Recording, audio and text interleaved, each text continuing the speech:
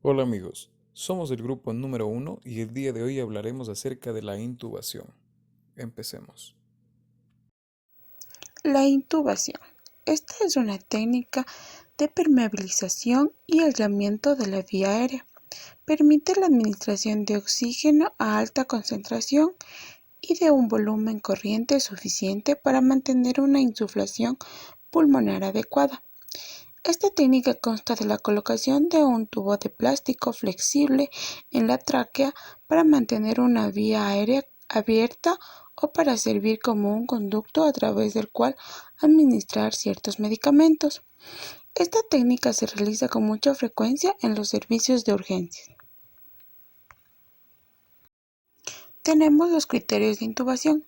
Se puede resumir los motivos de intubación en los servicios de urgencia en los siguientes casos: parada cardiorrespiratoria, protección de la vía aérea, en traumatismos cráneoencefálicos en aquellos casos en el que el nivel de conciencia sea bajo y ponga en riesgo la vida del paciente.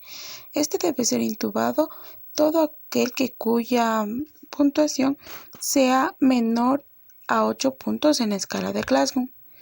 También cualquier paciente que tenga una insuficiencia respiratoria aguda o reagudizada, con una frecuencia respiratoria menor a 10 o mayor a 30 respiraciones por minuto y que comprometa su estabilidad. Y también la disminución del nivel de conciencia con una puntuación de la escala de Glasgow menor a 8 puntos, con excepciones de aquellos casos en los que la causa sea fácilmente reversible, como en los casos de sobredosis por opiáceos, hipoglucemia o intoxicaciones. Evaluación del grado de urgencia de la intubación. Si la reanimación cardiopulmonar está en curso, se requerirá la ventilación con mascarilla y oxígeno al 100%, seguida de una intubación orotraqueal. En el caso contrario, se llevará a cabo una valoración rápida para determinar el grado de la urgencia con la que se debe efectuar la intubación. Esta valoración comprende los siguientes aspectos. 1. Valoración del nivel de conciencia. La obnubilación, el estupor o el coma tienen un origen no respiratorio, ya sea por hipoxemia o hipercapnia, o una causa metabólica o neurológica. La disminución del grado de la conciencia, sea cual sea la causa, puede ser el desencadenante de la obstrucción de la vía aérea, aspiración pulmonar, atelectasia o neumonías. 2. Valoración de la piel. La cianosis es el signo externo de la desaturación de la hemoglobina y aparece cuando existen valores de menos de 5 gramos sobre decilitro de hemoglobina desaturada.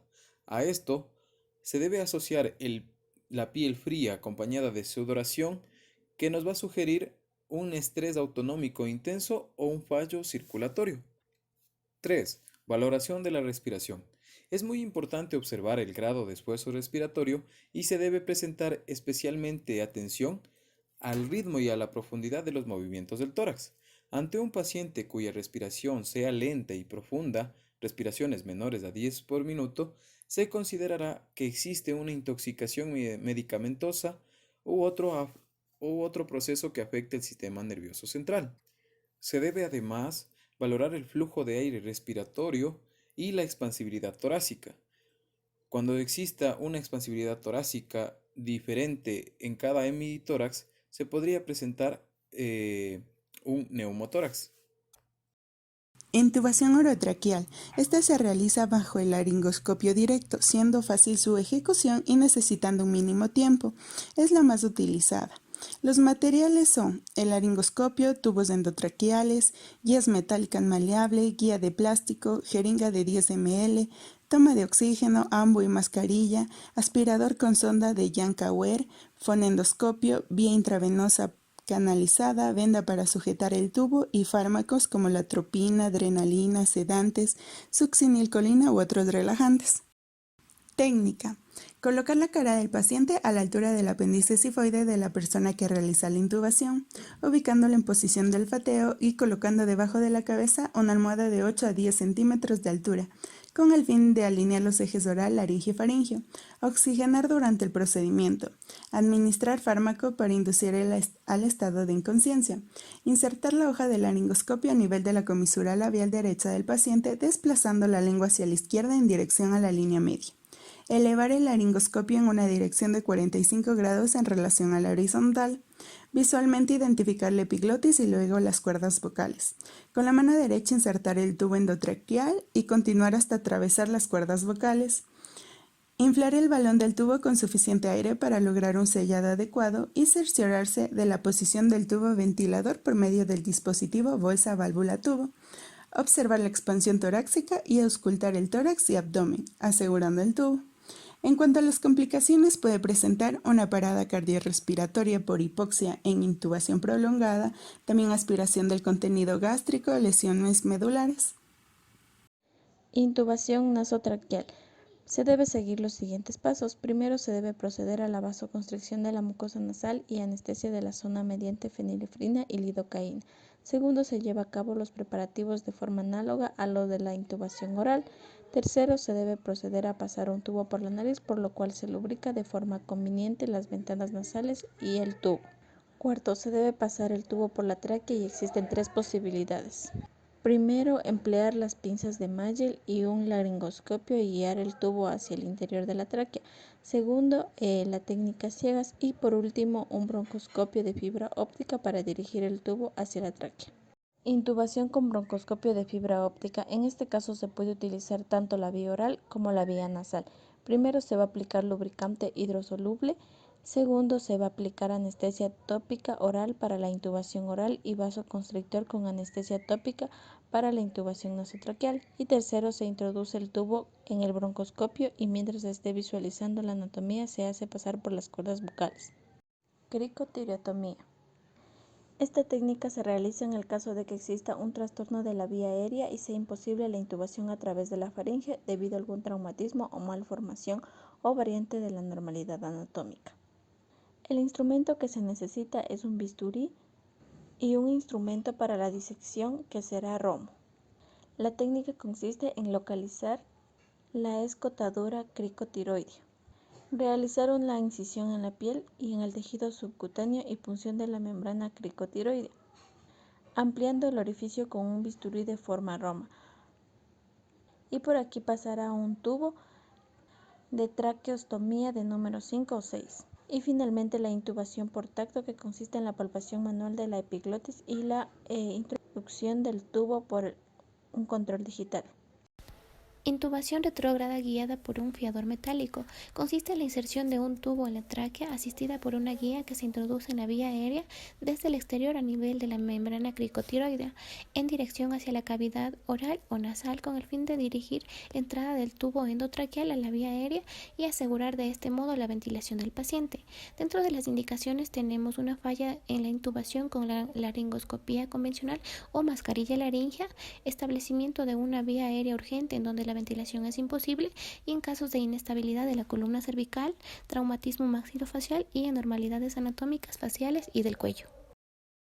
Técnica. Se realiza asepsia y antisepsia del área para puncionar. Se coloca la aguja en el interior de la tráquea, introducir la guía metálica, extraer la guía y sacarlo por la boca o por la nariz y por último introducir el tubo traqueal en su interior y desplazar hasta que pase las cuerdas vocales.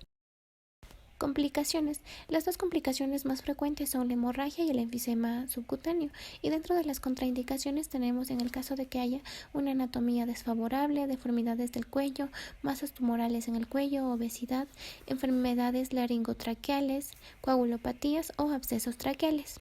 Fármacos utilizados para la intubación endotraqueal. Los más frecuentes son los sedantes, analgésicos, opiáceos y los miorelajantes.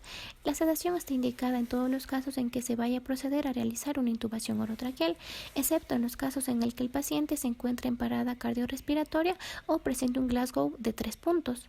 Empezamos con el midazolam. Este tiene un efecto hipnótico, ansiolítico, sedante, miorelajante y anticonvulsivante.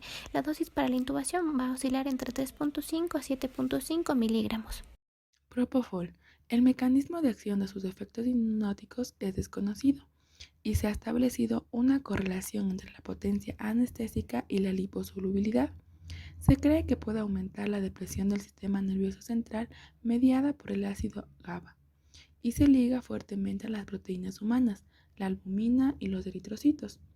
Tiene un aclaramiento metabólico muy elevado que oscila entre 25 y 35 mililitros sobre kilogramos sobre minuto. Después de un bolo, el pico cerebral aparece entre el segundo y el tercer minuto. Hay factores que influyen en su farmacocinética como es el sexo y la edad.